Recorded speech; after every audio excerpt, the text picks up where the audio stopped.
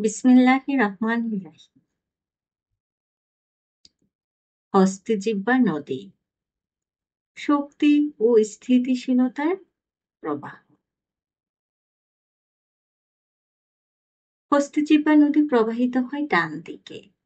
এটি সূর্য শক্তির বাহক, কর্মশক্তি ও আত্মবিশ্বাসী প্রতীক।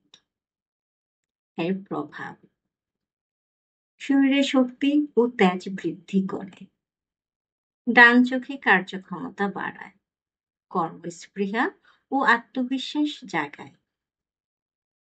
অসামঞ্জস্য হলে অতিরিক্ত রাগ, উদ্বেগ, শক্তি ঘাটতি দেখা দেয়।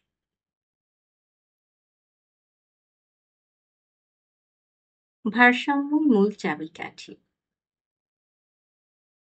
গান্ধারী ও হস্তজিহ্বা এই দুই শক্তির ভারসাম্য এনে দেয় প্রকৃত সুস্থতা ও আধ্যাত্মিক উন্নতি। দেখো নদী সিরিজে আরো ভিডিওর জন্য ফলো করুন আমাদের চ্যানেল। আপনার দেহে নদীগুলো ঠিকমতো প্রবাহিত হচ্ছে তো? কমেন্ট করুন, শেয়ার করুন। ধন্যবাদ।